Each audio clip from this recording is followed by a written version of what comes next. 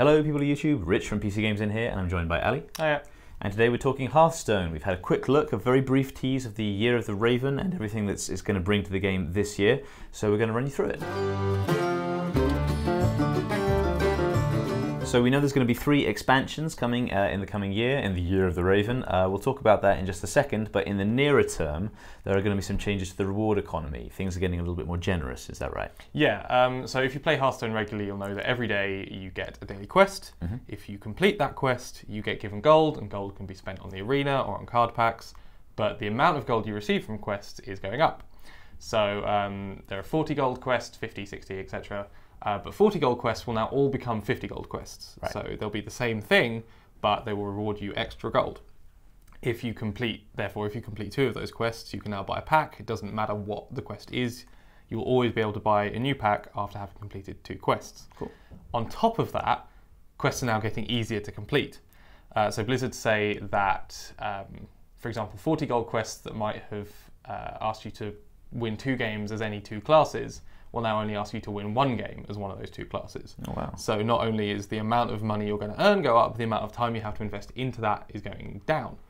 So that's really generous. But on top of that, there will be no changes to the rest of the economy. Right. So even though you'll obviously be picking up cards at twice the rate, the amount of dust you'll get from duplicates is not going to change. Okay. So it'll be easier to buy cards and easier to craft.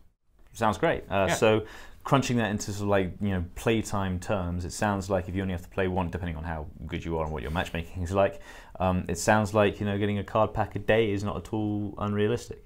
Well, you only get one daily quest, right? But it's you'll get definitely a card pack every other day going through, and then obviously you can use the extra dust to craft new stuff around that. So building decks is going to become drastically easier, I would say, with the Year of the Raven.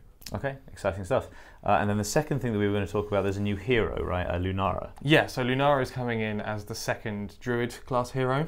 So currently there's only Malfurion, and Blizzard say they wanted to kind of add, they want to give you the chance to play your way to some extent, give you a little bit of a chance to express your personality through your play style. Okay. And Malfurion is very kind of serious and beefy, and they say that Lunara is much more kind of charming and whimsical. We don't really know what she's going to do yet. We don't know how her hero power is going to work, but it's fair to say it'll be quite a departure from Malfurion.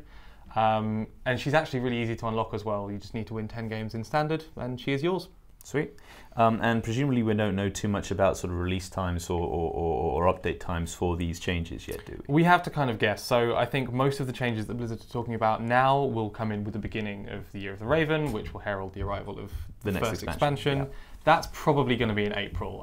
So the Year of the Mammoth kicked off in April 2017. Sure. Stuff comes out every kind of 4 months. So we'll probably see 1 expansion in April, 1 expansion in August, 1 expansion in December. But that's guesswork to some extent. Right. It relies on Blizzard.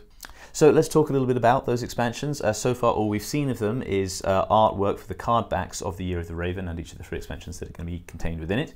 The first one, we think, this is all speculative, of course, but we think maybe the first one, there are some tentacles involving it, which maybe looks a little bit like something to do with the old gods, but you have a different theory on this. That tentacle thing is Matt's take. Yeah. It might fit in with Battle for Azeroth in theory, because there are rumours surrounding the existence of the old gods within the expansion in WoW, but I'm not convinced personally. I think what Matt thinks are tentacles are in fact thorns and vines and stuff, so I think it's a kind of druid protect the wild kind of thing, which was obviously fit in with Lunara coming in. Yeah, that's true. Looking after that. Okay, and so there's that. And the second one, we think maybe something to do with the void. Yeah, we're a lot more kind of happy with this. A lot more confident. It's the purpley magic looking magic circle, which everyone seems to be pretty convinced is to do with the void. Exactly what form that'll take, obviously, we still don't know. But sure. This is what we think so far. That's possibly exciting. And then the third one, we just straight up have no clue. Pretty much. Yeah, we have like very, very wild theories. Yours is Murlocs and pirates. Yeah, mine is Murlocs and pirates, but because of some painted wood, I'm really not sure. Yeah. Whereas Jem thinks for the shaman and goblins. Shamans and goblins for exactly the same reasoning. It seems a sort of a grandiose term for it, but whatever. That's about it from us, running you down what we know about the Year of the Raven so far. Leave us your thoughts in the comments. Leave us your speculations in the comments as well. Have we got it right? Do you think we're wrong about what the card backs and the artwork suggests for the coming year? Thanks very much for watching. As always, give us a like, subscribe for more PC gaming content, and we'll see you next time. Take care.